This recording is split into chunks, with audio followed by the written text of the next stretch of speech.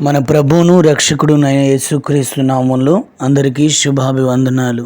ఈరోజు దేవుని యొక్క వాక్యము యోబు గ్రంథము 22వ అధ్యాయము 23వ వచనము.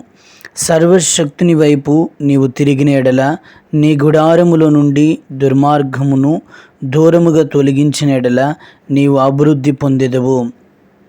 ఈ వాక్య భాగంలో దేవుడు చెప్తున్నాడు, దేవుడు శక్తి కలిగిన వాడు కాదు, సర్వశక్తి కలిగిన దేవుడని దేవుడు తన గూర్చి తాను బయలుపరుచుకుంటూ ఉంటున్నాడు.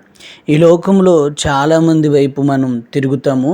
వారు ఎలా ఉంటారంటే బలము కలిగిన వారుగా, అండ కలిగిన వారిగా, దండ కలిగిన వారిగా, కొంచెం శక్తి కలిగిన వారిగా, కొంచెం సామర్థ్యం కలిగిన వారిగా ఉంటారు. అయితే దేవుని గూర్చి రాయబడింది, ఆయనంట సర్వశక్తి కలిగిన వాడంట. ఆ సర్వశక్తి కలిగిన వాని వైపు మనం తిరిగినట్లయితే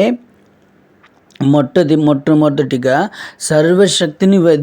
సర్వశక్తి గల దేవుని వైపు మనము తిరగాలి. రెండవదిగా అంటాడు, నీ గుడారముల నుండి దుర్మార్గమును దూరముగా తొలగించిన ఎడల.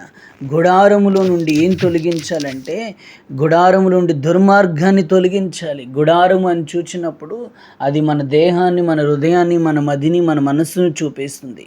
మన హృదయములో, మన మనస్సులో ఉన్నటువంటి ఆ దుర్మార్గం, ఆ పాపము, ఆ శాపము, ఆ ఐహిక సంబంధమైన విచారములు, ఆ లోక సంబంధమైన ఆలోచనలు, తలాంపులు, ఏ పాపమునికైతే బంధించబడ్డావో, ఏ శాపమునికైతే బంధించబడ్డావో, ఏ విధమైనటువంటి లోక కార్యాల్లో జీవిస్తూ ఉంటున్నావో, ఏ దుర్మార్గమైనటువంటి కార్యాల్లో ఉన్నావో, ఆ దుర్మార్గతని నీ దేహమనే ఈ గుడారముల నుంచి నీవు విడిచిపెట్టగలిగితే, నీవు తొలగించగలిగితే, దేవుడు సెలవిస్తున్నాడు, నేను నిన్ను అభివృద్ధి చేస్తాను. మన దేవుడు అంటున్నాడు, సర్వశక్తి కలిగిన దేవుడు.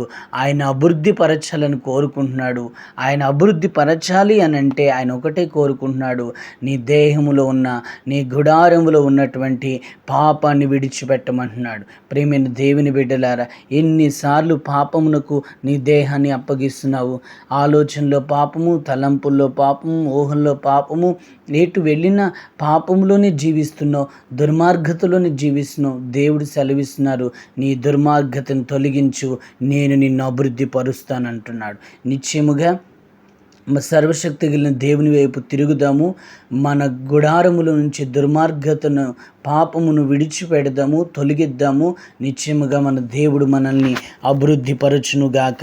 ప్రార్థన. కృపగల దేవా, దయగలిగిన రాజా, ఈరోజు మాతో మీరు మాట్లాడి ఉన్నారు ప్రభా.